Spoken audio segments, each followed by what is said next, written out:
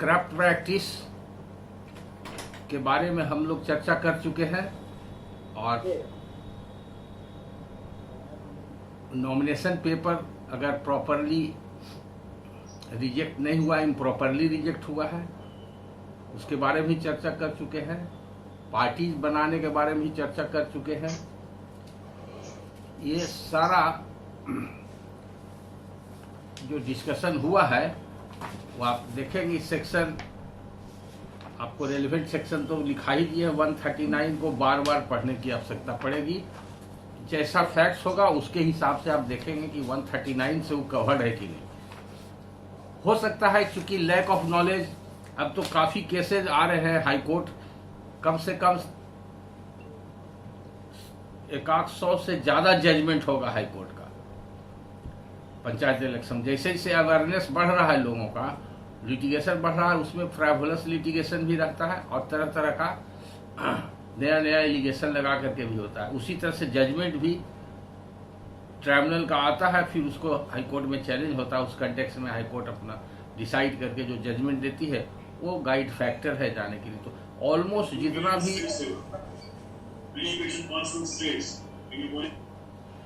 जितना भी जजमेंट आपको मिलेगा हाई कोर्ट का, जिस पॉइंट पर चाहिएगा वो सब आपको मिलेगा। जहां कहीं भी डिफिकल्टी होगी तो आज हम कुछ जजमेंट, इंपॉर्टेंट जजमेंट आपको बताएंगे जो जानना जरूरी है। बेसिकली जो लोग नहीं जानते हैं उनके लिए ज़्यादा इंपॉर्टेंट है और उसको आप नोट कर लीजिएगा। और एक जजमेंट पढ़ने पर उसमें बहुत सा जजमेंट रेफर किया हुआ मिलेगा और सेम प्रिंसिपल पर रिपीटिशन ऑफ जजमेंट्स है, तो सभी पढ़ने का जरूरत नहीं। कुछ खास जजमेंट, कुछ सेलेक्ट करके जजमेंट आपको हम लिखा देंगे अभी। अब करप्ट प्रैक्टिस का कुछ अपवाद भी है, ये भी जानना जरूरी है। करप्ट प्रैक्टिस के बारे में हम लोग 139 को देख चुके कि कितना उसमें क्राइटेरिया है करप्ट प्रैक्टिस का। तो उसमें कुछ अपवाद है,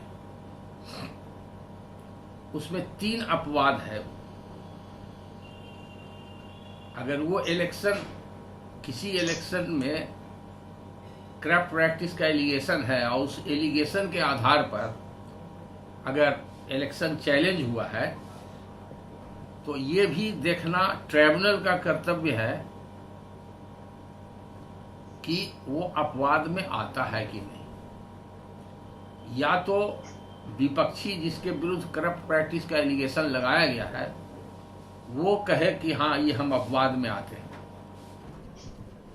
और वो एस्टेब्लिश करे कि हम अपवाद के कैटेगरी में है, तो करप्ट प्रैक्टिस के लिए हम लायबल नहीं, इसलिए हमारा इलेक्शन सेटिस्फाइड नहीं होता।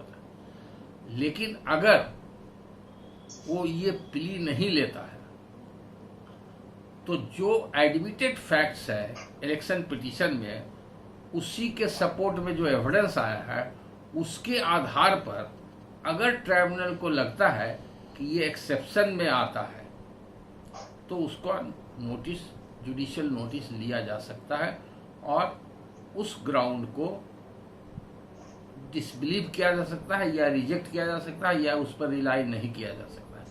तो पहला ग्राउंड है, इसको आप शॉर्ट में नोट कर लीजिए। Candidate himself has not committed any corrupt practice। पहला हुआ कि candidate has not committed himself any corrupt practice.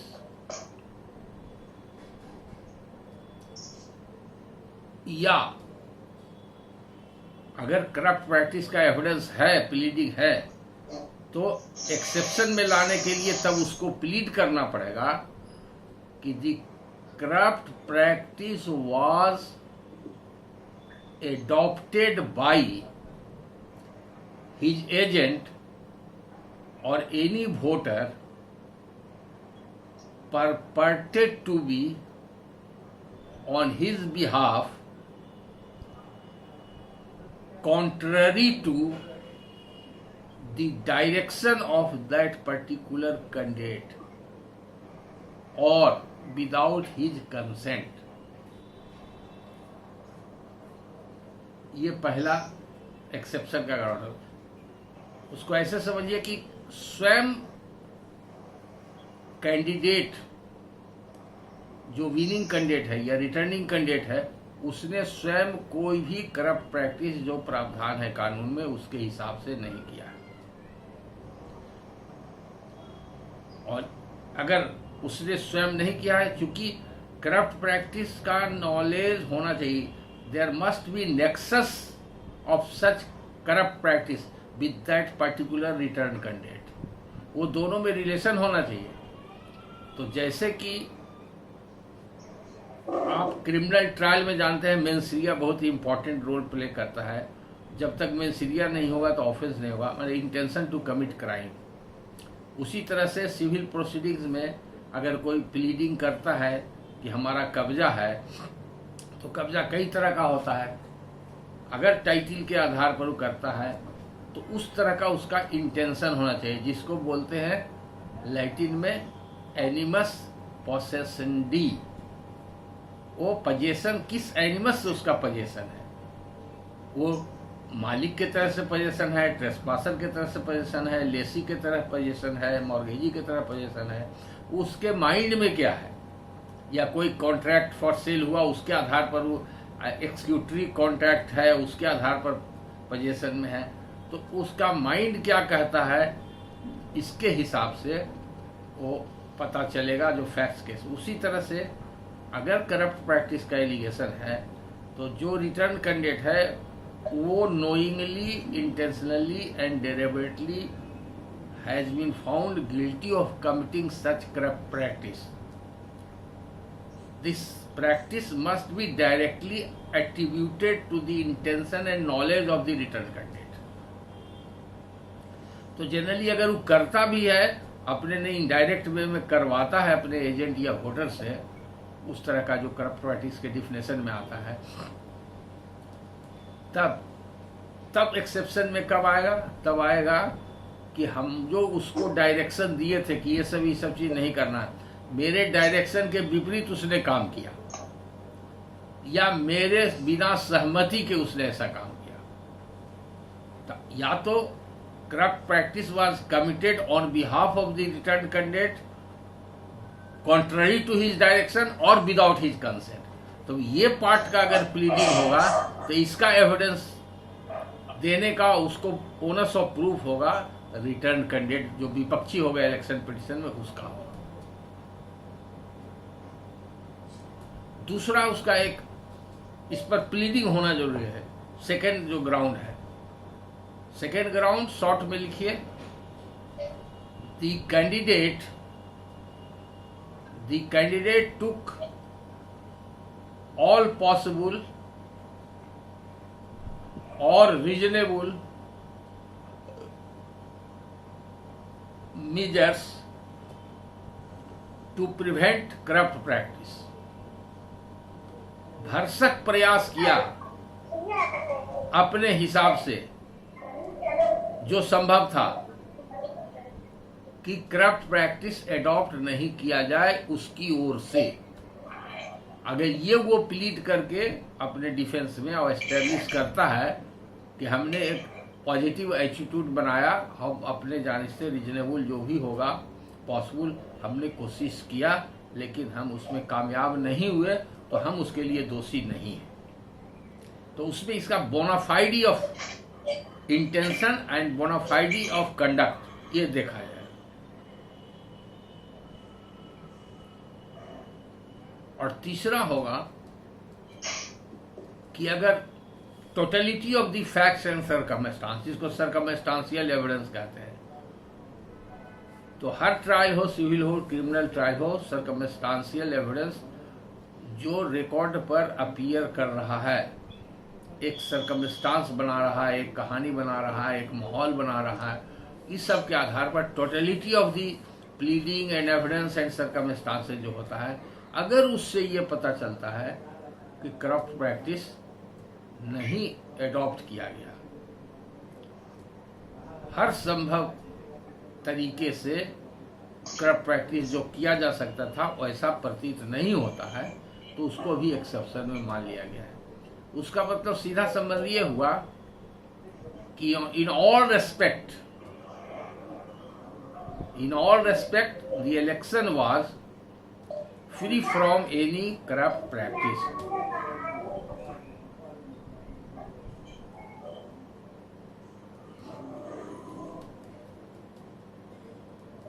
अब आइए ऐसा सिचुएशन जिसमें कि इलेक्शन पिटिशनर कहता है कि विपक्षी का इलेक्शन सेटिसाइड कर दिया जाए या वॉइड डिक्लेयर कर दिया जाए और हमको विनिंग कैंडिडेट या रिटर्न कैंडिडेट डिक्लेयर कर दिया जाए, तो ये पॉसिबल है कि नहीं? ये पॉसिबल है। Answer is in negative. और उसके लिए देखना होगा सेक्शन 140 नोट कीजिए। सेक्शन 140 इसका हेड नोट कहता है grounds on which a candidate other than the return candidate may be declared to have been elected. इसी के प्रावधान के तहत आप इलेक्शन पिटिशनर को इलेक्टेड डिक्लेयर कर सकते हैं, या इसका दो पार्ट है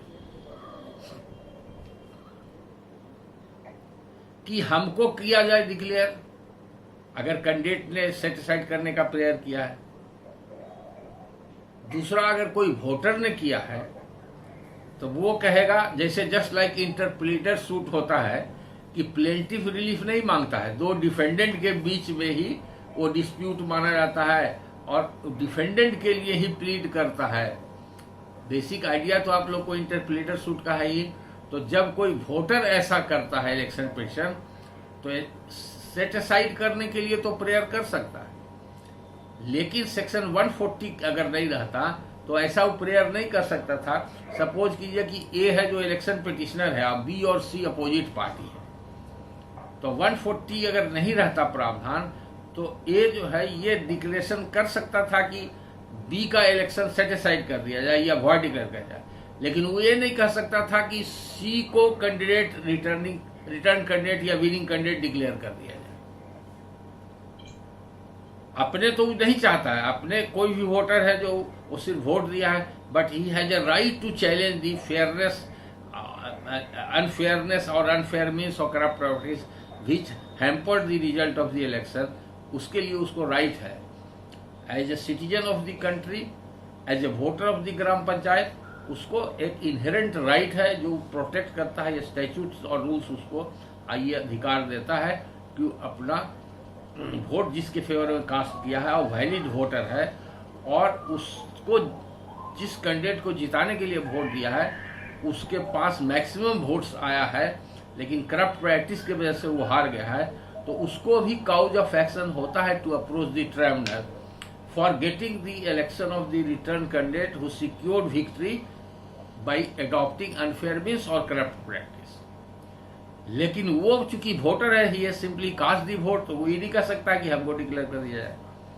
तो वैसे सिचुएशन में सपोज कीजिए कि उसने बी और सी को पार्टी बनाया, उसने दिया था वोट सी को और बी जीत गया, तो ये जब केस करेगा इलेक्शन पिटिशनर बढ़ेगा तो बी और सी दोनों को पार्टी बनाएगा और प्रेयर करेगा कि इलेक्शन सेटिसाइड किया जाए और सी को रिटर्न कैंडिडेट या विनिंग कैंडिडेट डिक्लेयर कर दिया जाए। तो ऐसा करना संभव है सेक्शन 140 के हिसाब से, और 140 में एक सर्टेन ग्राउंड्स दिया हुआ है। ये भी जब ऐसा केस रहेगा, ऐसा प्रेयर आपके पास रहेगा, तो ये भी आपको देखना पड़ेगा कि क्या क्या क्राइटेरिया उसके लिए है। तो पहला ऑन फैक्ट, जब जिसको भी डिक्लेयर कराना चाहे इलेक्शन पिटिशनर खुद अपने को डिक्लेयर कराना चाहे या एक वोटर है जो दूसरे कैंडिडेट को, डिफीटिंग कैंडिडेट को डिक्लेयर कराना चाहे कि विनिंग कैंडिडेट है, तो दोनों कंडीशन में सबसे पहला प्लीडिंग होगा और उसको सपोर्ट में जो वोट होगा कि ज्यादा वोट किसको आया, पहला ग्राउंड। तो उसके लिए स्पेसिफिक प्लीडिंग होना चाहिए। मान लीजिए टोटल वोट कास्ट हुआ 1000, तो विनिंग कैंडिडेट को कहना चाहिए कि था 501 या 501 से ऊपर जिसको आएगा वो विनिंग कैंडिडेट होगा। तो हमारे कैंडिडेट को या हमको, अगर वो खुद पिटिशनर है, हमको इतना वोट आया है हमारे एस्टिमेशन के हिसाब से, हमारे काउंटिंग के हिसाब से। लेकिन जो भी कारण उसने प्लीड किया है, उस कारण से हमको डिफीट कर दिया गया, डिफीटेड हम हो गए। तो ऐसे स्थिति में प्लीडिंग के साथ साथ उसको एविडेंसरी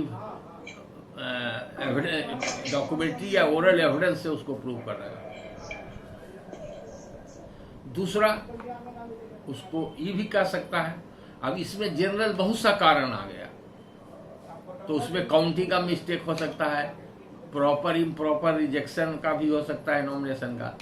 लेकिन अगर करप्ट प्रैक्टिस का रहेगा तो उसमें स्पेशल प्लीडिंग करना पड़ेगा। ये सेकेंड ग्राउंड, पहला ग्राउंड या दूसरा ग्राउंड है कि करप्ट प्रैक्टिस के वजह से ही जो विनिंग कैंडिडेट है उसको ज्यादा वोट आया। अगर वो करप्ट प्रैक्टिस एडॉप्ट नहीं करता तो उसको इतना वोट नहीं आता, बल्कि या तो इलेक्शन पिटिशनर को आता या जो दूसरा विपक्षी है जो डिफीटेड कैंडिडेट है उसको आता। क्योंकि एक ही साथ हम दोनों का जिक्र कर रहे हैं। इलेक्शन पिटिशनर अगर कैंडिडेट है तो कहेगा हमको डिक्लेयर किया जाता, अगर वो वोटर है तो कहेगा कि दूसरा जो डिफीटेड कैंडिडेट है उसको डिक्लेयर किया जाता। अब करप्ट प्रैक्टिस का लिस्ट जो दिया हुआ है वो सेक्शन 141 में, ये नोट कर लीजिए और उसको देखिएगा, 1 by 1 उसमें आपको सब मिलेगा। करप्ट प्रैक्टिस का जो है लिस्ट आपको मिलेगा और पढ़ने की आवश्यकता नहीं है अभी, और उतना डिटेल में समय लग जाएगा ज़्यादा, इसलिए आप ये देखिए 1 2 3 4 5 उसमें एक झलक, उसको अगर किताब सामने है तो निकालिए, और आप लोग के पास अगर किताब नहीं है तो थोड़ा सा शॉर्ट में हम बता देते हैं। करप्ट प्रैक्टिस में लिखा the following shall be deemed to be corrupt practice for the purpose of this act. ये ओपनिंग जो सेंटेंस है बड़ा इंपॉर्टेंट है। The following shall be deemed to be corrupt practice, मतलब करप्ट प्रैक्टिस जो होगा वो नीचे लिखा हुआ है 1 by 1। तो पहला है 1 में ब्राइबरी, तो ब्राइबरी कहां से आएगा, तो 123 रिप्रेजेंटेशन ऑफ पीपुल एक्ट से आएगा, वहां जो ब्राइबरी का माने दिया हुआ वो आएगा। दूसरा है अनड्यू इन्फ्लुएंस, अनड्यू इन्फ्लुएंस कहां से आएगा, सब क्लाउज 2 से आएगा, उसी से। तीसरा है अपील बाय ए कैंडिडेट और हिज एजेंट और by any other person with the consent of a candidate और हिज एजेंट टू वोट और refrain from voting for any person on the ground of his religion, race, caste, community और language और the use of, इस तरह का जो है prohibited है हर इलेक्शन में कि जाति के नाम पर वोट मांगना, प्रचार करना, धर्म के नाम पर करना, ये सब करप्ट प्रैक्टिस में आता है।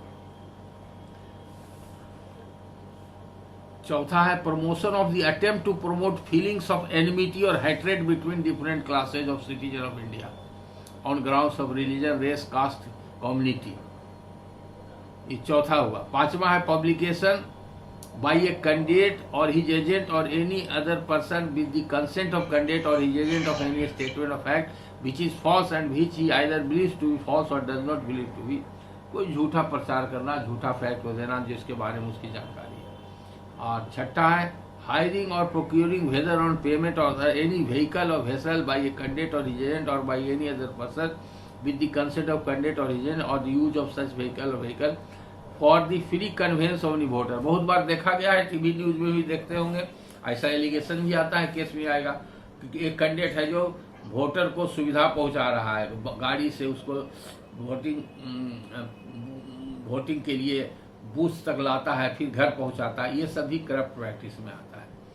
तो इस तरह का जहां भी करप्ट प्रैक्टिस का एलिगेशन होगा तो उसको प्लीडिंग भी जरूरी है और उसके बाद उसका एविडेंस भी जरूरी है। ये सब जब रहेगा, केस में प्लीडेड रहेगा, तभी आप ऐसा कर सकते हैं, सोच सकते हैं, ये फाइंडिंग दे सकते हैं कि हाँ इसमें करप्ट प्रैक्टिस का एलिमेंट है, प्लीडिंग है और उसका प्लीडिंग के सपोर्ट में ये एविडेंस है। तो फिर एविडेंस एक्ट का भी यहाँ पर जहाँ तक reliability, acceptability and acceptance of evidence का सवाल है, तो वहाँ पर ये भी आता है कि जो एविडेंस है प्लीडिंग के कॉर्पोरेशन में है तो एडमिसिबल है, ये ठीक है।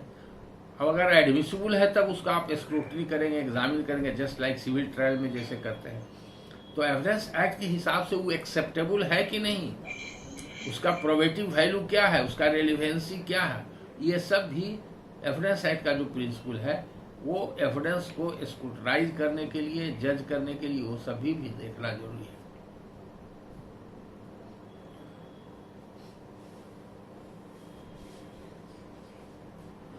अब अगर कोई फाइंडिंग हो गया, हालांकि ये आपके मतलब का नहीं है, अगर किसी कैंडिडेट पर कोई फाइंडिंग हो गया कि करप्ट प्रैक्टिस इसने किया है, उसके आधार पर जीता है, उसका इलेक्शन तो सेटिस्फाइड हो जाएगा, लेकिन उसका फार रीचिंग कंसिक्वेंसेस भी है।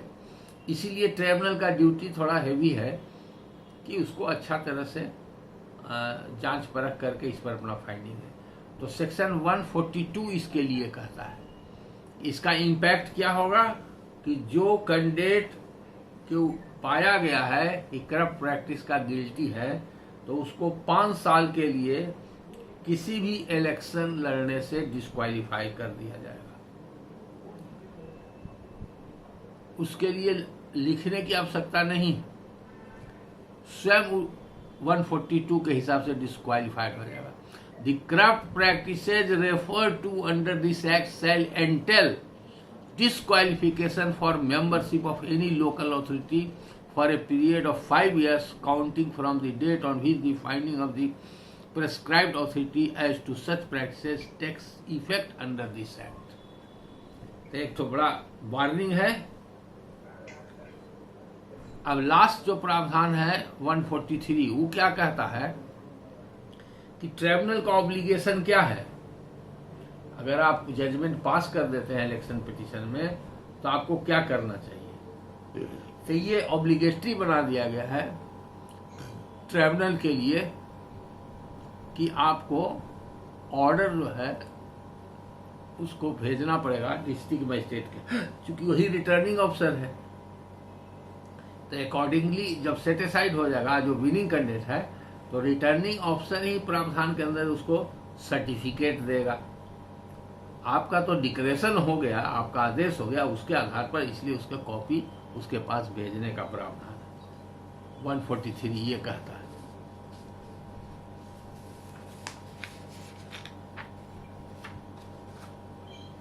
अब कुछ सवाल ऐसा आता है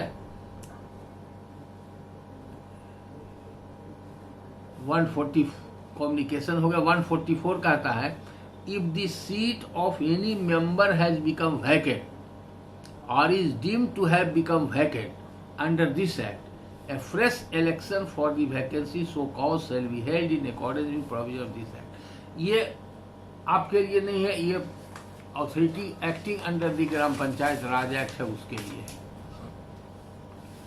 अब 2-3 छोटा छोटा सवाल है जो पूछा जाता है अक्सर क्लास में, ऑफिसर लोग पूछते हैं। आपको जानकारी अगर है तो अच्छी बात है, अगर नहीं है तो भी आप नोट कर लीजिए। ये सब बेसिक चीज है। पहला चीज पूछा जाता है कि इलेक्शन पिटीशन किस सेक्शन में फाइल होता है। तो शुरू में ही हम बता दिए सेक्शन 137। अगर पिटीशन में सेक्शन लिखा गया है तो सो मच सो गुड।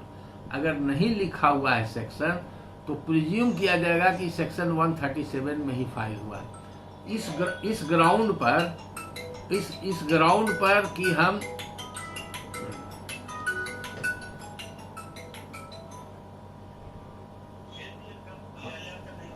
अभी क्लास चल रहा है, बाद में बात। तो 137 में फाइल होगा। 137 में फाइल है तो ठीक है, अगर नहीं भी है तो आप उसको कंसीडर कीजिएगा, या कह सकते हैं कि आप प्रोविजन ऑफ लॉ भी आप पिटीशन में ऐड कर दीजिए। दूसरा है कि लिमिटेशन क्या है। लिमिटेशन एक्ट इसमें अप्लाई करेगा, कहाँ से लिमिटेशन इसमें आता है, कितना दिन है। तो इसका लिमिटेशन है 30 डेज। और 30 डेज कब से लागू होगा? 30 डेज लागू होगा जिस दिन इलेक्शन का रिजल्ट हुआ।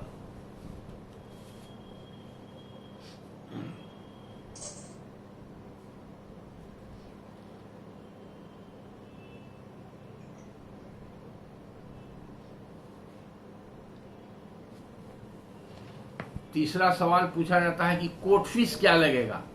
चूंकि ये सूट नहीं है, तो सूट नहीं है, पिटीशन है, तो सिविल कोर्ट में पिटीशन का सिर्फ लगता है स्टैम्प, आपके यहाँ शायद 5 रुपया होगा, तो वो कोर्ट फीस एक्ट के हिसाब से। लेकिन नहीं, इसमें कोर्ट फीस लगता है। ये पिटीशन में कोर्ट फीस, और वो प्रेस्क्राइब है रूल्स के अंदर। वो आपके यहाँ मुंसिफ के यहाँ जो इलेक्शन पिटीशन फाइल होगा उसका कोर्ट फीस है 2500, 2500 court fees payable on every election petition filed before the court of Munsif, whereas rupees 5,000 court fee is payable on the election petition which is being filed in the court of subject concerning panchayat समिति और जिला परिषद election.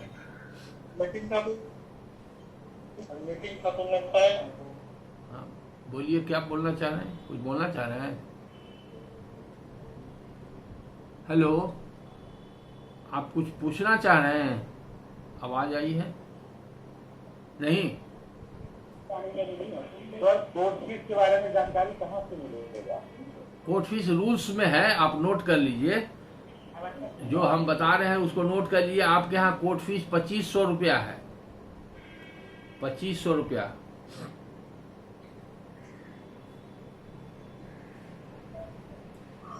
दूसरा है जानना, जो शुरू में हम बता चुके हैं कि ये पिटीशन के रूप में ही रहता है, लेकिन प्लेंट का सारा इंग्रेडिएंट इसमें रहेगा।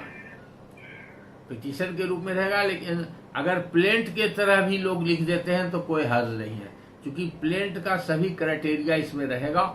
और वेरिफिकेशन जैसा होता है प्लेंट का जैसा वेरिफिकेशन होता है ऑर्डर 6 के हिसाब से, तो ऑर्डर 6 के हिसाब से इसका वेरिफिकेशन होगा, और प्रोसीजर इसका सिविल सूट के तरह होगा। तो जब सिविल सूट के तरह सारा चीज होगा तो इलेक्शन पिटीशन को विड्रॉ भी किया जा सकता है with the leave of the court. अगर कोई इलेक्शन पिटीशन फाइल हुआ है और कैंडिडेट जो पिटिशनर है वो चाहता है कि हम इसको विड्रॉ करें, तो वो कोर्ट के लीव लेकर के विड्रॉ कर सकता है। दूसरा, अभी आवाज आ रही है, ऑडियो बंद कीजिए, डिस्टरबेंस हो रहा है। किन्हीं का ऑडियो खुला हुआ है, बात आ रही है, kindly mute your mic, some disturbance is coming. Last part जो हम बोले आप लोग सुने कि नहीं? आपका रूल्स इसका कहता है बिहार पंचायत इलेक्शन रूल्स 2006, उसके तहत सारा प्रावधान, इसलिए आपको रूल भी देखना चाहिए, रूल भी देखना चाहिए।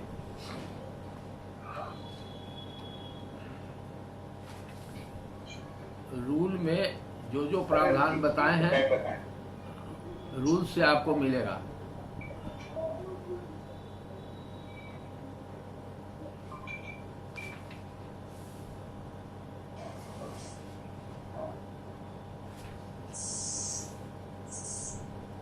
एक क्वेश्चन आया, एक सेकेंड, क्वेश्चन लास्ट में सारी क्वेश्चन सब पूछेंगे। अभी रूल्स आप रेलिवेंट रूल्स आपको बता देते हैं। चैप्टर 7 है, चैप्टर 7 है, वो जानकारी के लिए जरूरी है। Conduct of election, election conduct करने के लिए रूल प्रेस्क्राइब है। इस चैप्टर में रूल 36 से लेकर के और रूल 44 तक सब प्रेस्क्राइब है, कैसे क्या होगा, स्क्रूटनी कैसे होगा, नॉमिनेशन क्या होगा, लिस्ट कैसे बनेगा, ये सब है। और फिर चैप्टर 8 है जिसमें है कि अपॉइंटमेंट ऑफ इलेक्शन एजेंट कैसे होगा, पोलिंग एजेंट कैसे होगा, रिवोकेशन ऑफ अपॉइंटमेंट कैसे होगा। ये आपके लिए डायरेक्ट कंसर्न नहीं है, लेकिन ये आपका चैप्टर 8 में ये सब जानना जरूरी है। चैप्टर 7 में रूल 36 से लेकर के आपका 44 है, और फिर चैप्टर 8 में रूल 45 से लेकर के रूल 52 है। ये सब जानना जरूरी है, इसलिए कि ये सब मैटर जब फैक्ट इन इशू आएगा ट्रिब्यूनल के सामने, तो क्या प्रावधान है और कहाँ किसका वायलेशन है, उसका क्या इम्पैक्ट होगा, ये देखना जरूरी है। क्वेश्चन होगा कि प्रॉपर रिजेक्शन हो चुका है बैलेट पेपर का, वो कहेगा कि नहीं इम्प्रॉपर रिजेक्शन हुआ है, कोई कहेगा इम्प्रॉपरली इसको एक्सेप्ट कर दिया, ये एक्सेप्ट होने लायक नहीं था। इस तरह का जो भी मैटर आ गया तो प्रॉपर है इम्प्रॉपर है वो ग्राउंड हो जाता है इलेक्शन को इफेक्ट करने का और सेट साइड करने का। तो उसको समझने के लिए रूल्स को समझना जरूरी है। तो एक एक रूल्स या रेलिवेंट रूल्स इसलिए बता दिए कि आप जब जरूरत पड़ेगा वैसा सिचुएशन आएगा तो रूल निकाल करके पढ़ लीजिएगा। एक एक लाइन पढ़ करके बताना इतना संभव नहीं है कम समय में। तो ये भी इसलिए ये बैकग्राउंड के लिए बताने हैं। आपके यहाँ जो प्रोसीजर का है वो तो प्रोसीजर का मेन हम बता ही दिए। फिर चैप्टर 10 में है काउंटिंग ऑफ वोट्स, ये सब ग्राउंड्स लिया जाता था। चैप्टर 10 में है काउंटिंग वोट्स, इसके लिए रूल 72 से लेकर के 83 तक है। और चैप्टर 11 में है रिकॉर्ड ऑफ इलेक्शन, उसका रिकॉर्ड कहाँ रहेगा ये मालूम रहेगा तब ना। मान लिया कि आपके यहाँ इलेक्शन जहाँ हो गया और आपके यहाँ इलेक्शन पिटीशन फाइल हुआ अब 4 साल 5 साल तक के, तो रिकॉर्ड उसका प्रिजर्व रहेगा, कहाँ रहता है, कहाँ से मंगाना है, रिकाउंटिंग करना है तो किसको सम्मन करेंगे, किसको बुलाएंगे, कौन लेकर के आएगा, कहाँ पर काउंटिंग होगा, कोर्ट रूम में होगा कि जहाँ पर रिटर्निंग ऑफिसर का है स्ट्रांग रूम वहाँ पर होगा। ये सब सारा चीज़ ये सब के बारे में रूल्स में सब लिखा हुआ है, वो सब जानना जरूरी है, इसलिए वो आपको जानना जरूरी है रूल्स के बारे में जहाँ लिखा हुआ है। और एविडेंस एक्ट का प्रावधान लागू होता है ये तो आप समझ ही गए। अब बोलिए आपका क्या क्वेश्चन है और एक एक करके 1 बाय 1 पूछते जाइए, हम आंसर देते जाएंगे और कुछ इम्पोर्टेंट जजमेंट आपको लिखा देंगे। क्या सवाल है बोलिए। अब वो तो कोर्ट फीस बताए मुंसब कोर्ट में 2500 है, सब जज कोर्ट के लिए 5000। 5000। Thank you sir.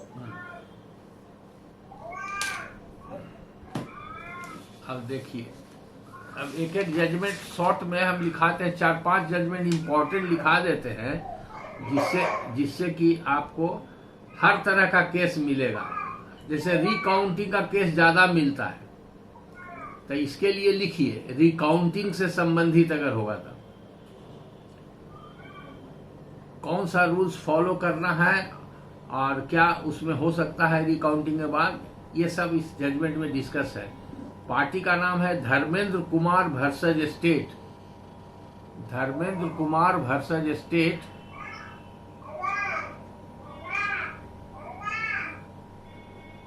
ऑडियो बंद कीजिए, बच्चा का आवाज आ रहा। Dharmendra Kumar versus state 2010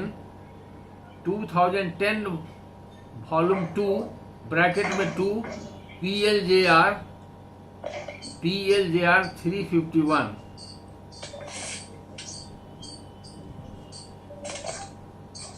sir PLJR 351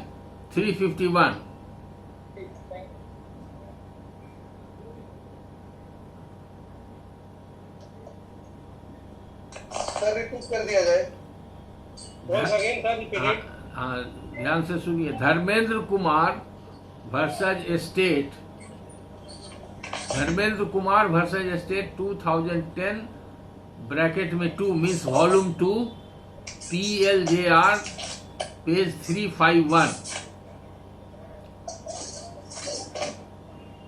इस केस में क्या हुआ था, इस केस में प्रेयर रिकाउंटिंग का था कि गलत तरीके से काउंटिंग में हमको हरा दिया गया, लेकिन कोर्ट के द्वारा ट्राइब्यूनल के द्वारा एक्सेप्ट नहीं किया गया। और उसका वजह था कि ये कहा गया था कि वहां पर लाठी चार्ज हो गया था काउंटिंग में, बहुत बार ऐसा देखा गया है, उसके वजह से डिस्टर्ब हुआ, कोई इसमें गड़बड़ी नहीं किया गया है। तो इसमें हाई कोर्ट ने डायरेक्शन दिया था। तो रिकाउंटिंग से संबंधित है, रिकाउंटिंग का पावर है ट्राइब्यूनल को कब करना, एक स्पेशल सर्कमस्टांस है। ये कहीं पर बम फूट जाता है, कहीं पर लाठी चार्ज होता है, कहीं पर लड़ाई झगड़ा होता है, तो वो सब कारण भी हो सकता है डिस्टर्बेंस का। उसमें वोट फट गया, कहीं पर एसिड फेंक देने का आता है तो काउंट रिजेक्ट हो गया वो वोट। इस सब का इसमें जो डिस्कशन है उससे आपको हेल्प मिलेगा। ऐसा मैटर आएगा तो क्या कर सकते हैं। दूसरा जजमेंट है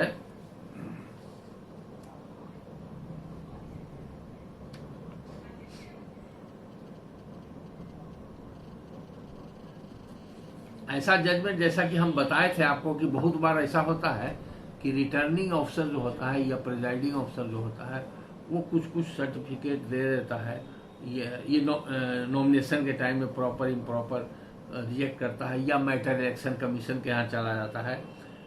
तो पहले है प्रावधान कि रिटर्निंग ऑफिसर के पास जाएगा, ऑब्जेक्शन देगा कैंडिडेट के, लेकिन अगर इलेक्शन हो जाता है और रिजल्ट हो जाता है उसके बाद जाता है रिटर्निंग ऑफिसर के पास या इलेक्शन कमीशन के पास, और बहुत बार देखा गया है कि इंटरटेन भी लोग कर लेते हैं, तो वो उसके बाद आपके यहाँ आता है और आपके यहाँ आता है, उस पर वो रिलाई करता है। तो इस सावधानी के लिए, इससे बचने के लिए, वो सब ऑर्डर विदाउट जुडिक्शन है, उसके लिए जजमेंट है, बहुत इंपॉर्टेंट जजमेंट है, डिवीजन बेंच का जजमेंट है, Sanjay Kumar versus state.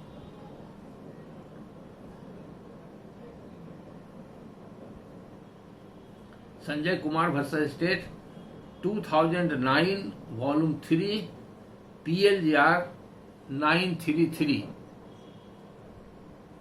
2009 volume 3 PLJR 933।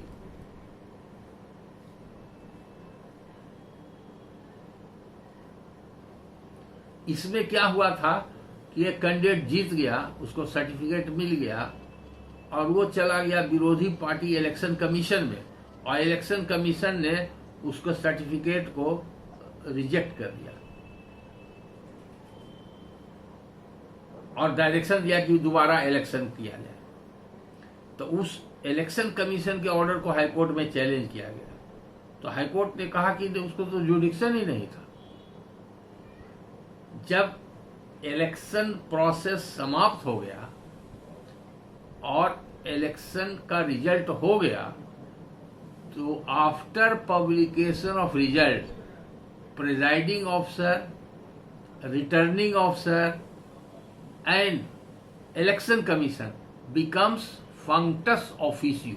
They have no jurisdiction to entertain any application concerning any grievance of any person, voter or candidate affecting the election or result of the election. ये बड़ा important judgement है।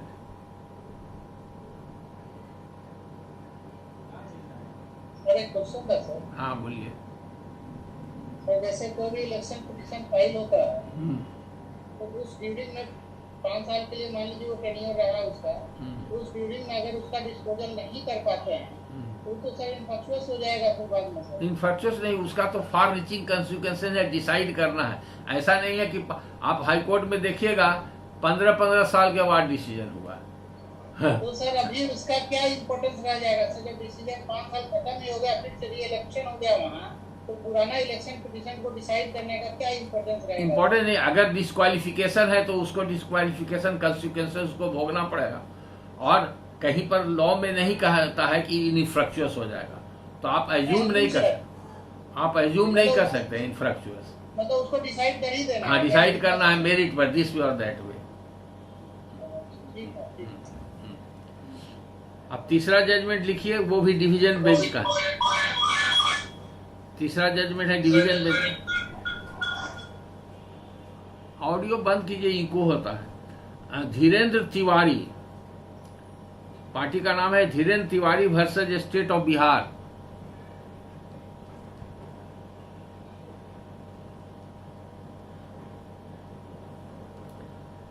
(2015) volume 4 PLJR 121 division bench judgment है। कौन सा name sir? Dhirendra Tiwari versus state of Bihar, 2015 volume 4 PLJR 121 division bench, bracket में DB लिख लीजिए। ये रिकाउंटिंग ऑफ वोट्स का केस है। It is a case of recounting of votes. ये कैंडिडेट जो चला गया, सीधे चला गया हाई कोर्ट में, तो हाई कोर्ट ने उसको डायरेक्शन दिया स्टैट्यूटरी ऑथोरिटी को और कंसीडर करने के लिए। ये इलेक्शन के रिजल्ट के पहले ये मैटर एराइज किया था।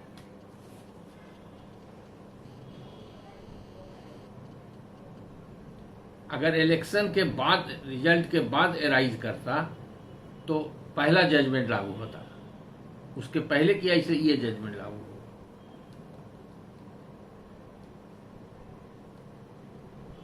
अब एक दूसरा जजमेंट है, बड़ा इंपॉर्टेंट है, ये ज्यादातर आजकल आपको मिलेगा। ये सब लोग जितना कैंडिडेट है उसका आज कैसे आप लोग के यहाँ स्ट्रिक्ट प्रोविजन है कि बेल में बिना क्रिमिनल एंटीसीडेंट अगर नहीं लिखा है तो इसी ग्राउंड पर बेल रिजेक्ट हो जाएगा, बहुत कंपलसरी हो गया। तो क्रिमिनल एंटीसीडेंट बहुत सा कैंडिडेट पंचायत से लेकर के एमएलए एमपी के इलेक्शन में भी बहुत बार आता है कि फॉल्स एफिडेविट दिया या फैक्ट को कंसील कर लिया, खास के क्रिमिनल केस के बारे में। तो उस पर यह जजमेंट है। संतोष कुमार सिंह, लिखिए Santosh Kumar Singh versus state of Bihar. Santosh Kumar Singh versus state of Bihar,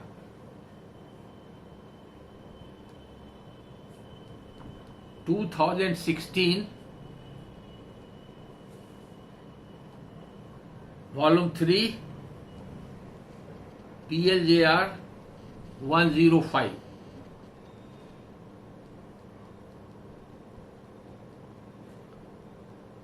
इस केस में क्या था कि क्रिमिनल एंटीसीडेंट के बारे में कैंडिडेट ने डिस्क्लोज नहीं किया था, जो एफिडेविट दिया जाता उसमें नहीं किया था।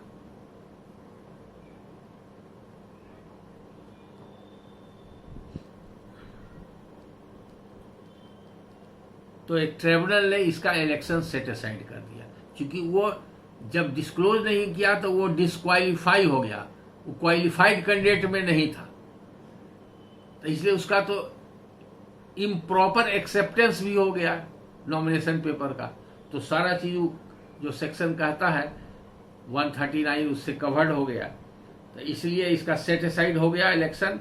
ट्रिब्यूनल ने सेट असाइड किया तो हाई कोर्ट ने भी इसको अपहेल्ड कर दिया कि tribunal has rightly set aside only on this ground. तो ये बड़ा वाइटल ग्राउंड है, ज्यादातर केस में मिलता है, और अपोजिट पार्टी ये फिराक में रहता है कि कहीं से पता लगाएं कि इसमें केस पहले से कोई इन्वॉल्व है कि नहीं।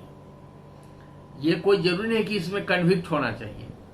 ये क्रिमिनल केस में एक्यूज्ड है और उसको उसने कंसील कर लिया है, तो not because of the fact that he has got criminal antecedent and he is disqualified on the ground of being a person named in any criminal offense, but due to concealment of this material fact, means he has sold a false affidavit by concealing this fact that I am an accused in one case, which amounts to disqualification under the Panchayat Raj Act.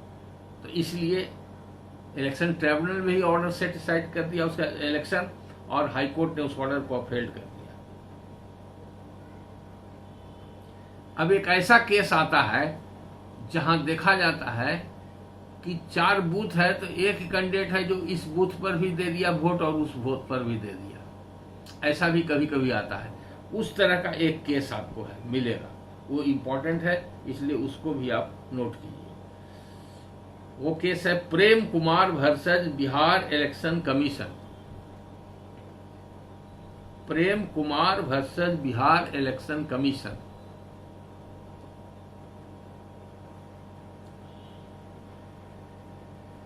(2014) bracket में 1 PLJR 410 410 page.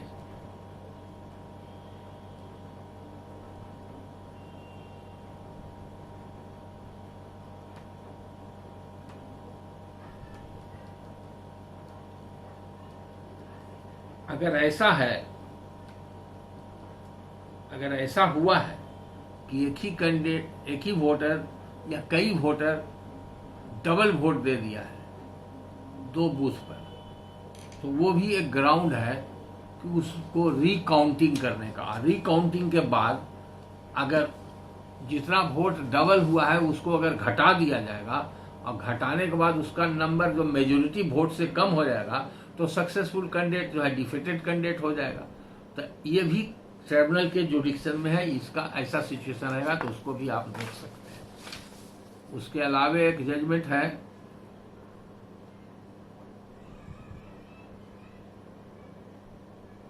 खासकर recounting के matter में कि tribunal को क्या power है। बहुत बार लोग पूछते भी हैं क्लास में कि सर इसमें हम क्या कर सकते हैं, कैसे कर सकते हैं, इंस्पेक्शन का पावर है कि नहीं। कहा कि बहुत सा ऐसा मैटर है जो रूल्स में और एक्ट में साइलेंट है, और चूंकि सीपीसी का प्रोसीजर लागू होता है, सीपीसी में सारा पावर दिया हुआ है, तो उसके आधार पर ट्रिब्यूनल जो है इंस्पेक्शन भी कर सकता है। जहां पर कि आपका स्ट्रांग रूम है उसका भी, बॉक्सेस का भी इंस्पेक्शन कर सकता है, या कमिश्नर अपॉइंट करके और रिपोर्ट मंगवा सकता है, या कमिश्नर के सामने भी उसकी गिनती करा सकता है, या रिटर्निंग अफसर को डायरेक्शन दे करके करवा सकता है फ्रेश गिनती। कोर्ट का रिप्रेजेंटेटिव भी रह सकता है, या कोर्ट में मंगा के बैलेट पेपर गिनती कराया जा सकता है। सारा प्रावधान ट्रिब्यूनल को है, जो कि लिखित नहीं रहते हुए भी वो पावर इम्प्लिसिट है ट्रिब्यूनल में सीपीसी के प्रोसीजर के हिसाब से। इसलिए ये जजमेंट इस एस्पेक्ट से इम्पोर्टेंट है। इसका नाम है पार्टी का Ram Anandi Sahni, Ram Anandi Sahni versus state of Bihar. ये रिकाउंटिंग ऑफ वोट्स का है।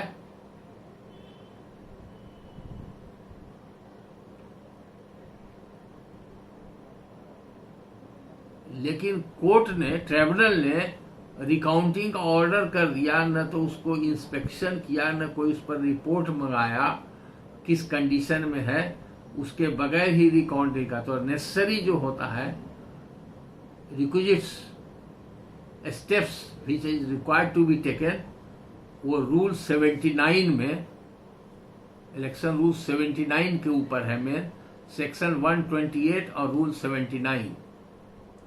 सेक्शन 128 ऑर्डर का हो गया, एक्ट का हो गया, रूल 79 के आधार पर जो कंप्लायंस होना चाहिए नहीं करके स्टेट में रिकाउंटिंग का ऑर्डर कर दिया, तो हाई कोर्ट ने इस ऑर्डर को सेटिसाइड कर दिया। इसलिए जहां पर रिकाउंटिंग आएगा तो इस रूल को और इस जजमेंट को देखना आवश्यक होगा।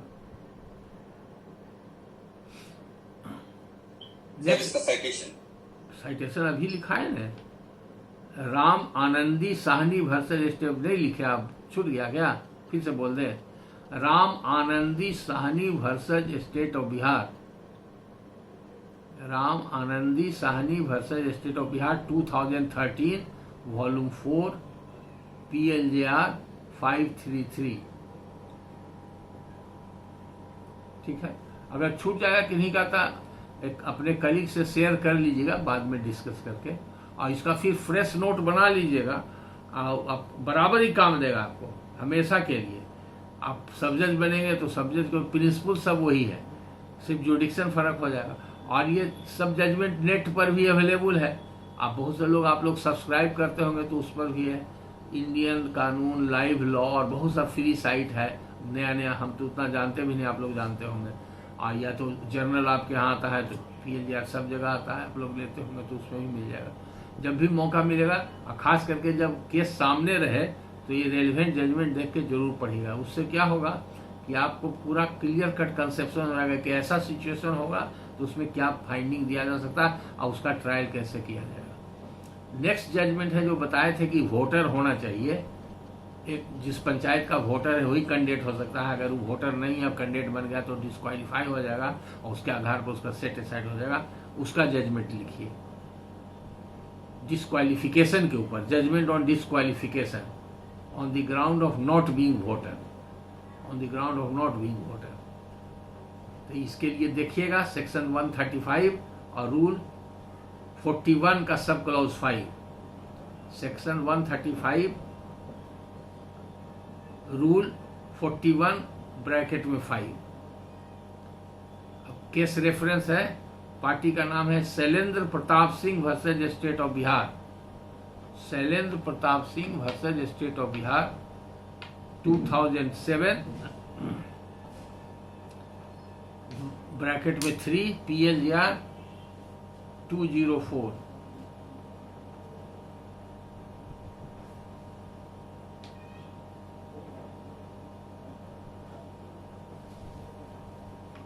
लिख लिए?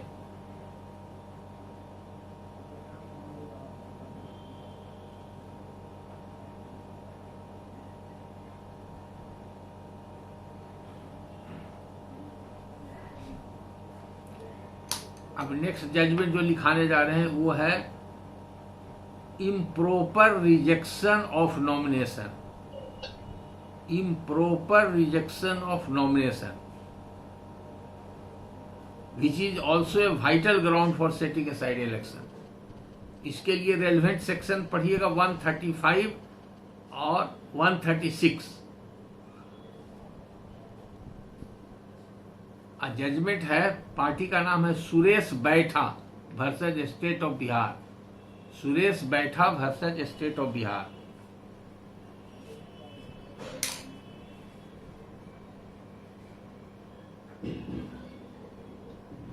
(2014) वॉल्यूम 1 PLJR 2014 वॉल्यूम 1 PLJR 489।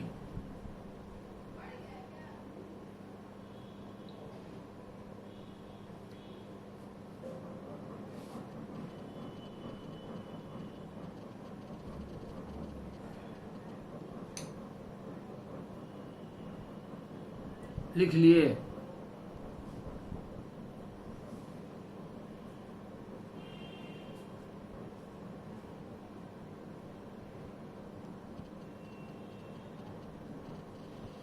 अब नेक्स्ट जजमेंट एक रिकाउंटिंग का है, बहुत इंपॉर्टेंट है। इसलिए इंपॉर्टेंट है कि प्लीडिंग एंड प्रूफ के बारे में जो आपको बताए हम, फैक्टा प्रोबेंडा या फैक्टा प्रोबेंसिया, ये दोनों इस जजमेंट में आपको मिलेगा। कैसे प्लीडिंग होगा और कैसे प्रूफ होगा, क्या जरूरी है, क्या रिक्वायरमेंट है। ये केस है Banwari Yadav versus state of Bihar. Banwari Yadav versus state of Bihar.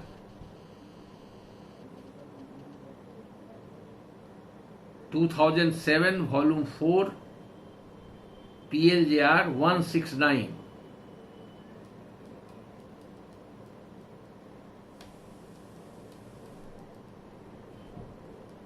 ये केस है काउंटिंग एंड रिकाउंटिंग का।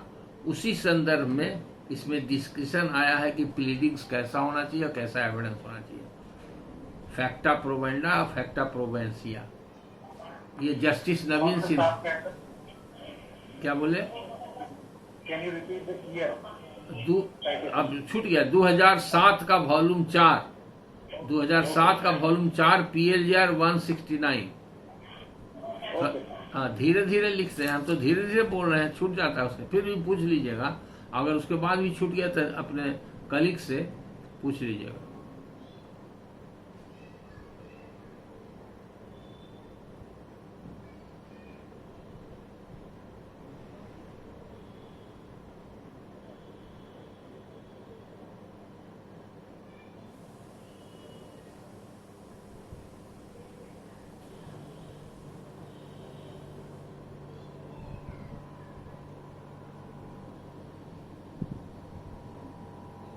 देखिए, एक दूसरा और इम्पोर्टेंट जजमेंट है रिकाउंटिंग पर। इसलिए है कि इसमें हाईकोर्ट ने सेट असाइड कर दिया ट्राइब्यूनल के ऑर्डर को।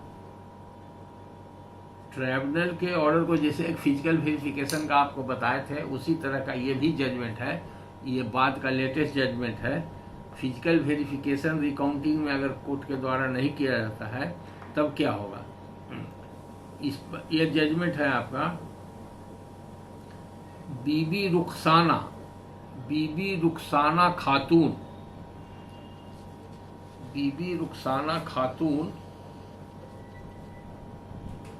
Versus the state election commission. Bibi Rukhsana Khatoon versus the state election commission.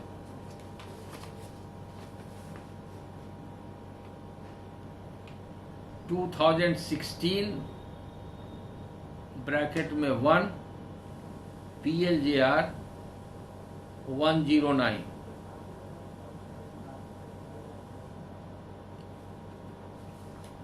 इसमें judgement of tribunal for recounting was set aside on the ground of passing order without physical verification of the vote cast।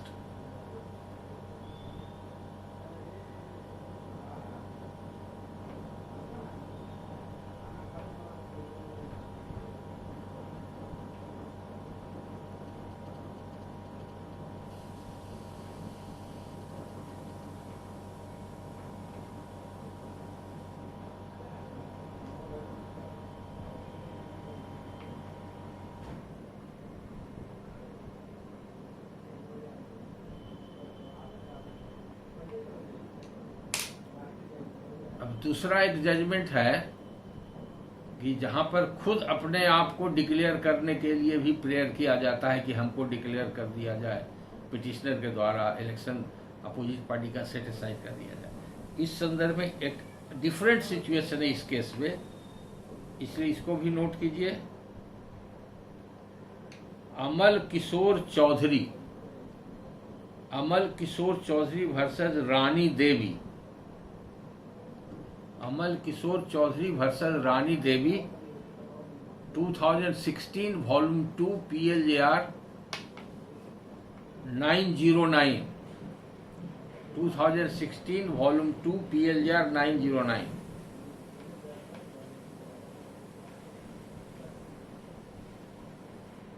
Recounting का matter section 140 के तहत आता है। उसी के तहत ये कैंडिडेट का अगेंस्ट में, विनिंग कैंडिडेट के अगेंस्ट में डिक्लेरेशन मांगा गया था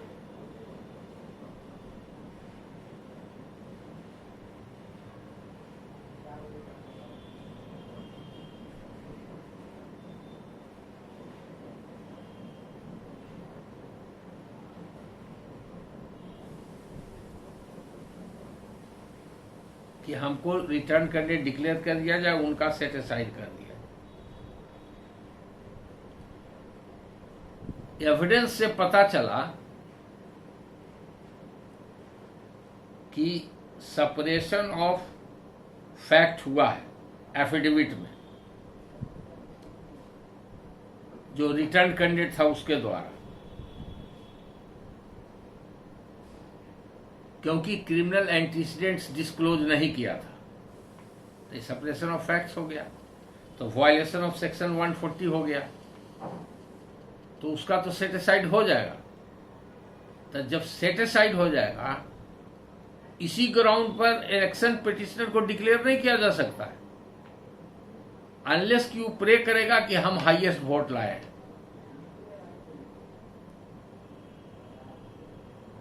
ऐसे इसको समझिए कि ए ने सूट इलेक्शन पिटिशन फाइल किया बी और सी के अगेंस्ट में। ए ने कहा कि हमको डिक्लेयर कर दिया जाए, बी जो है कंसीलमेंट ऑफ फैक्ट किया है, एफिडेविट में छिपा लिया है, तो बी का डिक्लेयर कर दिया जाए वॉइड, और सी के अगेंस्ट में उसने कोई रिलीफ नहीं मांगा। तो फर्स्ट वोट मान लिया कि ए को जिसका सेटिस्फाइड करना चाहता है उसको मान लिया कि 1000 वोट आया, और सी को मान लिया कि 900 वोट आया, और पिटिशनर को 800 वोट आया, तो पिटिशनर का डिक्लेरेशन नहीं हो सकता है, इसलिए कि फिर देखना पड़ेगा कि हाईएस्ट वोट किसका है। तो ये भी ड्यूटी ट्रिब्यूनल का है। तो सेटिस्फाइड करना एक पार्ट हुआ, और दूसरा पार्ट हुआ कि who is the person who has secured highest vote. अगर 4 कैंडिडेट है, उसमें एक का किसी कारण से रिजेक्ट हो जाता है, तो रिमेनिंग कैंडिडेट जो है वो जो नेक्स्ट हाईएस्ट वोट जिसको आया है वो डिक्लेयर हो सकता है। उसके लिए फिर अलग से उसको इलेक्शन कराने की आवश्यकता नहीं। तो इस कंटेक्स्ट में इलेक्शन ट्रिब्यूनल ने सेट असाइड तो कर दिया था, तो हाई कोर्ट ने भी इसको अपहेल्ड कर दिया ये जजमेंट। तो इसलिए ये जजमेंट की रेलिवेंसी है। इस कंटेक्स्ट में इसको आप समझ सकते हैं, और जरूरत पड़े तो इसको इस्तेमाल कर सकते हैं।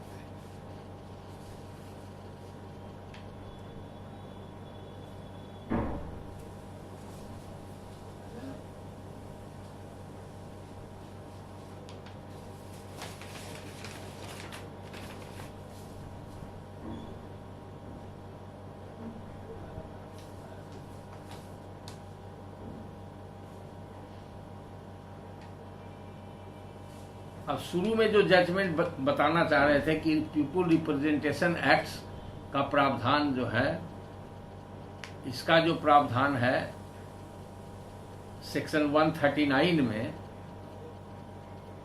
ग्राम पंचायत राज एक्ट का सेक्शन 139 में सब क्लॉज स्मॉल रोमन 1, फिर सब क्लॉज ए का, फिर सब क्लॉज 3 रोमन, वो प्रावधान सिमिलरली जो सेक्शन 100 के रोमन 1D3 में पीपुल्स रिप्रेजेंटेशन एक्ट में है, जिसमें कि कहा गया कि पारी मटेरिया है। ये जजमेंट है, पार्टी का नाम लिखिए, भागमल भरसज चौधरी प्रभुराम, भागमल भरसज Chaudhary Prabhuram, 1985, volume 1 SCC 61। SCC का मतलब सुप्रीम कोर्ट केस है, ये अलग जर्नल है। अब तक हम लोग पटना लॉ जर्नल रिपोर्ट्स के रेफरेंस में आपको बता रहे थे। वो अगर कॉरेस्पॉन्डिंग जजमेंट में भी खोजिएगा तो PLJR का कॉरेस्पॉन्डिंग जजमेंट, लोकल जर्नल जो यहाँ पर है PLJR है, उसका BLJR है, कॉरेस्पॉन्डिंग BBCJ है, उसका BLJ है, ये सब में भी बहुत सा जजमेंट कॉमनली सभी में रिपोर्टेड रहता है, तो वो पार्टी नाम से आप उसको खोज सकते हैं। और ये SCC का जो जजमेंट है ये AIR में भी आपको मिलेगा, या अदर जनरल सुप्रीम कोर्ट का जो रिपोर्ट करता है उसमें मिलेगा। तो ये जजमेंट है भागमल भरसज Chaudhary Prabhuram, 1985, volume 1 SCC, page 61। इसलिए ये जजमेंट बताए कि कभी कभी ऐसा आपको देखने का मिलेगा कि लगता है कि ये प्रावधान ग्राम पंचायत राज एक्ट में या रूल्स में नहीं है, ना एक्ट में है ना रूल्स में है। तो जब एक्ट और रूल्स में नहीं है तो ये कहाँ से आया ये प्रिंसिपल? तो जो principle representation of people act 1951 के आधार पर हाई कोर्ट और सुप्रीम कोर्ट ने निर्धारित किया है अपने व्याख्यान से और अपने निर्णय से, वो सुप्रीम कोर्ट जो भी जजमेंट दिया वो लॉ ऑफ लैंड हो गया, वो कानून हो गया। It is binding on all concern, either the litigant party or the court concern, all subordinate courts in India. तो वो एक सिद्धांत जो है तो वो that becomes law of the land.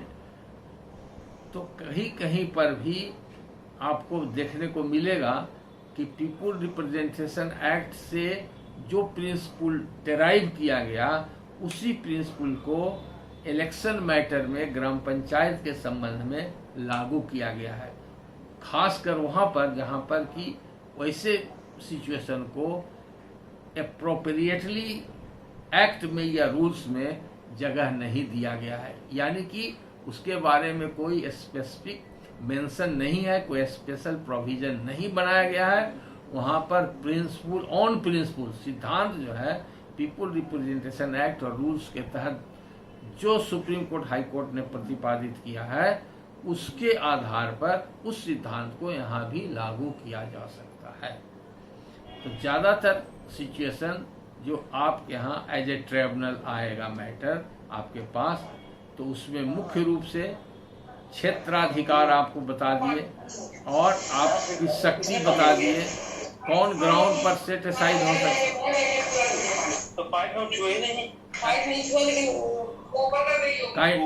अरे आप बंद कीजिए, ऑडियो बंद कीजिए, डिस्टर्बेंस हो रहा है। Kindly stop your audio, mute करिए, म्यूट योर ऑडियो। अब तो छोटा है ये, लग रहा है ज्यादा छोटा है। म्यूट योर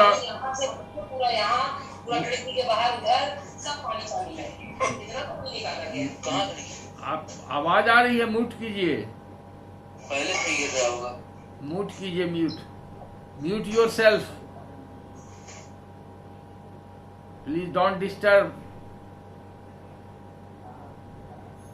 तो हर एस्पेक्ट से हम लोग शॉर्ट टाइम में अच्छा डिस्कशन कर चुके हैं और हम समझते हैं कि जो भी मैंने स्टेप बाय स्टेप आप लोग को बताया है, कहाँ पर आपका जुडिक्शन है, टेरिटोरियल जुडिक्शन क्या है, कितना लिमिटेशन है, कहाँ पर कोर्ट फीस लगेगा, कितना लगेगा, क्या क्या क्राइटेरिया है पिटीशन में, क्या क्या उसका रिक्वायरमेंट है, जो उसमें देखना पड़ेगा, और प्रोसीड्यूर क्या होगा, एविडेंस का एप्रिसिएशन कैसे होगा, सब बात सरसरी तौर पर हम लोग सब डिस्कस कर चुके हैं, और कुछ रेलेवेंट जजमेंट भी आपको लिखा चुके हैं।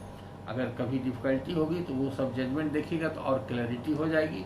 लेकिन उसके पहले जब भी केस आप डील करेंगे तो कंसर्निंग प्रोविजन जो एक्ट और रूल्स का है उसको एक बार माइन्यूटली पढ़ना और समझ लेना जरूरी है, अदरवाइज मिस्टेक होने का चांस रहता है। दूसरी बात है क्या कि आप जहाँ भी अभी हैं, पोस्टेड हैं मुंसिफ के रूप में, तो हो सकता है कि स्मॉल एरिया में हो, नया सब डिवीजन क्रिएट हुआ हो, वहाँ पर अच्छे लॉयर अवेलेबल नहीं हो, आपको प्रॉपर लीगल असिस्टेंस नहीं मिलता हो, तो ऐसे स्थिति में आप बल्कि बहुत लोग अनजाने में या जानबूझ करके प्रिजाइडिंग अफसर को मिसगाइड भी करने लगते हैं, प्रावधान नहीं जानते हैं उसके वजह से, या कभी अपने इंटरेस्ट में भी मिसगाइड करते हैं। तो ये सब थोड़ा गलत ट्रेंड भी डेवलप हो गया है लोअर कोर्ट्स में। ये सब को ध्यान में रखते हुए खुद अपने विजडम को इतना बढ़ाना है कि लॉ के प्रावधान को अच्छी तरह से समझना जरूरी है, ताकि आप स्वयं उसको इंटरप्रेट कर सकें और समझ सकें, और जो प्रॉब्लम और या जो कंट्रोवर्शियल इशू आपके सामने आ रहा है उसको आप प्रॉपरली डील कर सकें, और जजमेंट इस तरह से दें कि आपका जजमेंट हाई कोर्ट में अपहेल्ड हो जाए, सुप्रीम कोर्ट तक अपहेल्ड हो जाए। बहुत सा जजमेंट देखा है जिसमें कि सुप्रीम कोर्ट तक अपहेल्ड हो गया, वेल डिस्कस जजमेंट है। बहुत अच्छा जजमेंट भी हमको देखने का मौका मिला है जो कि ट्रिब्यूनल में आप लोगों ने दिया है। तो इसलिए थोड़ा सा, चूँकि ये रूटीन केस नहीं है, रूटीन मैटर नहीं है, सीपीसी के अंतर्गत जितना भी केसेज आपको सिविल सूट से आते हैं वो करने का एक आपका सिलसिला बना हुआ है, कंटिन्यूटी है, रोज़ हर तरह का सिचुएशन प्रावधान देखने का मौका मिलता है, इसलिए आप उसमें हेजिटेशन नहीं फील करते हैं। और इसमें ओकेजनली आपको मौका मिलेगा या किन्हीं को पहली बार मौका मिले तो बहुत से स्टेप्स में आपको हेजिटेशन होता है और लीगल असिस्टेंस की आवश्यकता होती है। तो ये ओपननेस भी रहना चाहिए, जो रिप्रेजेंटिंग लॉयर हैं दोनों पार्टी के, उनसे तो असिस्टेंस लेना चाहिए, उनसे क्वेरी भी करना चाहिए, उनसे पूछना चाहिए, उनसे भी पूछना चाहिए कि आप ये जो प्लीडिंग कर रहे हैं, ये आर्गूमेंट दे रहे हैं, इसके सपोर्ट में कोई जजमेंट है कि नहीं, उनसे मांगना भी चाहिए अगर आप नहीं जान रहे हैं। और अगर आप कोई जजमेंट जान रहे हैं और उसके कॉन्ट्ररी प्लीडिंग और उनका आर्गूमेंट हो रहा है तो आप उनको पॉइंट आउट कर सकते हैं कि kindly go through this judgment, finding of the High Court or Supreme Court on this point is like this, but you are arguing in a reverse manner contrary to that। तो इस तरह का भी situation आ सकता है, उसको कैसे overcome कर सकते हैं। तो सबका एक ही आंसर है कि get yourself fully equipped with the statutory provisions of law, either the act or the rules or both act or rules। I think I have covered almost all the points which are relevant for disposing of election petition, and before parting with this class I invite your question, if any, if you want to put any question I am here to explain one by one, you may put any question if any sir एक चीज पूछना था। हाँ बोलिए। जी sir, कि election petition 30 days के बाद अगर फाइल हो रहा है तो क्या लिमिटेशन एक्ट का प्रोविजन लागू होगा उस पर? देखिए, सेक्शन 5 लिमिटेशन एक्ट है ना, ये सेक्शन 5 लिमिटेशन एक्ट क्या कहता है? सेक्शन 5 लिमिटेशन एक्ट क्या कहता है?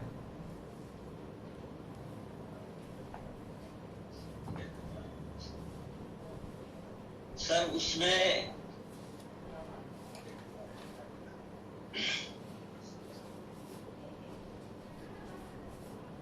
अब ये देखिए, आप किताब आपके पास है अभी, इलेक्शन ये पंचायत राज एक्ट है आपके सामने? जी नहीं सर। नहीं है, नहीं है तो एक्ट नहीं रहेगा तो कैसे होगा? देखिए,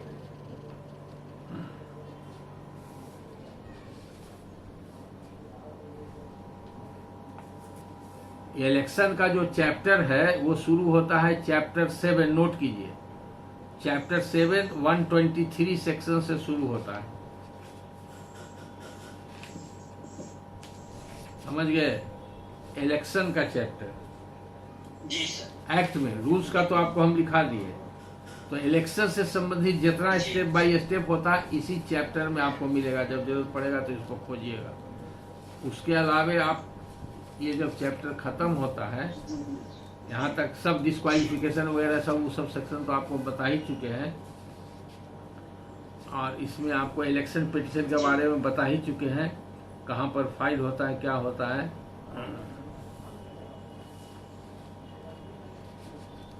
पार्टीज टू पिटीशन भी बता चुके हैं, सब इसी सेक्शन में मिलेगा आपको। अब मिसलेनियस प्रोविजन का जो चैप्टर है वो है चैप्टर 8, जिसमें मिसलेनियस प्रोविजन मिलेगा आपको।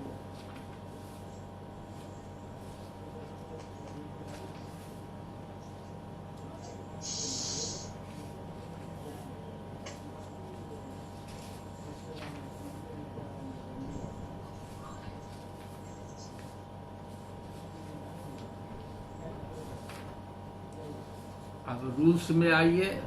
रूल्स जो है आपका बिहार पंचायत इलेक्शन रूल्स 2006, ये दोनों किताब आपके पास रहना जरूरी है, समझ गए न। सारा प्रावधान इसी में मिलेगा। ये दोनों जहाँ डाउट होगा वहाँ आपको खोजना जरूर होगा। अब देखिए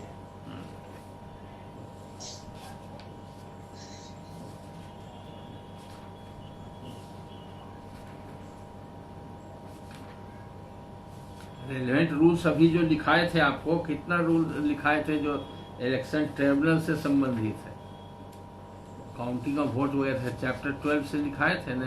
ये रूल्स का चैप्टर बता रहे हैं इलेक्शन का। उसका मिसलेनियस उसमें भी है। इलेक्शन पिटीशन जो है ना आपका, देखिए रूल आइए चैप्टर 13, रूल्स में आइए चैप्टर 13 रूल्स का चैप्टर 13 और रूल है 106।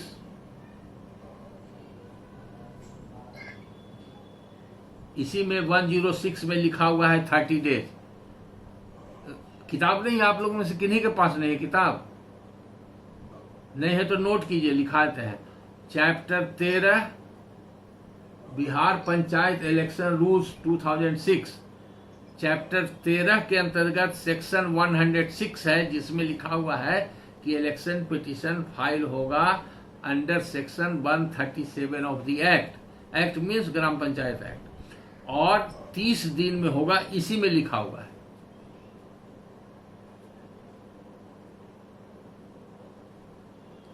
और उसी के नीचे लिखा हुआ है the following may be joined as respondent by the petitioner और हिज हर इलेक्शन पिटीशन। कौन कौन पार्टी होगा इसी में लिखा हुआ है, कोई हम अपने मन से नहीं बताए हैं। तो आपके पास किताब नहीं है और देखा नहीं है, इसलिए हम नोट करा रहे हैं, इसको भी नोट करिए। तो इलेक्शन पिटीशन फाइल होगा 137 में, रूल 106 कहता है 30 दिन के अंदर होगा, 106 कहता है।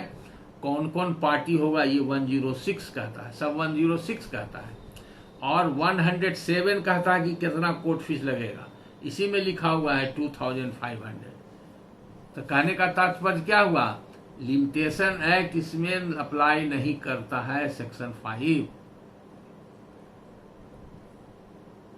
खत्म हो गया, लिमिटेशन लग गया तो लग गया, कंडोनेशन का पावर नहीं है, क्योंकि आपको हम पहले बता चुके you are not a court. और लिमिटेशन एक्ट सेक्शन 5 कोर्ट में जो सूट और पिटीशन है उसके सूट के लिए तो अप्लाई ही नहीं करता है, उसके पीछे भी कारण है। सेक्शन 5 जो कंडोनेशन होता है उसके लिए क्या अप्लाई करता है, अपील और एप्लीकेशन। ध्यान दिए होंगे, अपील और एप्लीकेशन। और उसमें अपवाद है, ऑर्डर 21 मतलब एक्सक्यूशन प्रोसीडिंग का कोई भी प्रोविजन में कंडोनेशन नहीं होता है। तो जो एक्सक्यूशन प्रोसीडिंग है उसमें अप्लाई नहीं करेगा और सूट में अप्लाई नहीं करेगा। आज ऐसे कोई जनरल सूट है और बार्ड बाई लिमिटेशन हो गया तो उसका कंडोनेशन नहीं हो सकता। हालांकि हमको एक दो का ऐसा केस भी मिला है जिसमें वकील साहब ने फाइल किया कंडोनेशन और कोर्ट ने कंडोन कर दिया, एकदम बेसिक प्रिंसिपल के खिलाफ है। सेक्शन 5 अप्लाई नहीं करता है। सर एक 148 में जो हम लोग करते हैं 1 महीने का जो है वो इसमें नहीं लागू होगा, तो नहीं होगा। नहीं। 107 में है कोर्ट फीस, समझ गए। 107 का सब क्लॉज 1 में है 2500 और सब क्लॉज 2 में है 5000 वाला। फिर जो वेरिफिकेशन बताए थे वो रूल 108 में है, ये सब रहेगा। तो आप इसे कहा कि पढ़ना जरूरी। 108 में है वेरिफिकेशन इलेक्शन पिटीशन का, सीपीसी के हिसाब से। सब आपको शॉर्ट में हम बता दिए थे। अब किताब का एक एक सेक्शन पढ़ना और एक एक रूल पढ़ना पॉसिबल नहीं है। फिर 109 रूल में है कि हियरिंग आप कैसे करेंगे, तो भी आपको बता दिया है कि सीपीसी में जैसे होता है यहाँ लिखा हुआ है।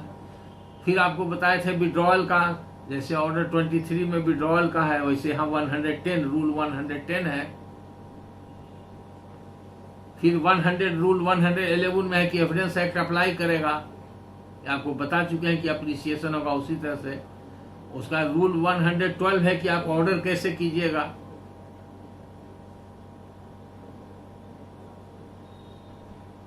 फिर रूल 113 है कि कॉपी किसको देना है।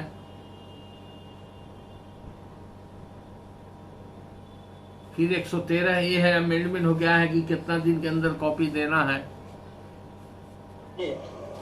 फिर अगर कोई रिलीज करना है व्हीकल का या प्रेमिसेस का तो उसका प्रावधान है रूल 14 में। कंपनसेशन देना है तो रूल 115 में।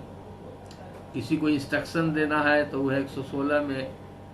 Decision of disqualification E commission के बारे में ये सब और बहुत सा प्रावधान है जो इलेक्शन कमीशन के बारे में। तो ये सब रूल्स में ही है। रूल और एक्ट के बियॉन्ड कहीं नहीं जाना। सारा चीज अगर एविडेंस एक्ट अप्लाई करता और अगर लिमिटेशन एक्ट अप्लाई करता तो इसमें प्रावधान स्पेशल नहीं बनेगा। It is A special provision, it is A special limitation prescribed under the rule itself, therefore provisions of Indian limitation act shall not apply. समझ गए? और भी कोई सवाल है? एनी अदर क्वेश्चन या क्लोज करें class? Now the class is concluded. Thank you, sir.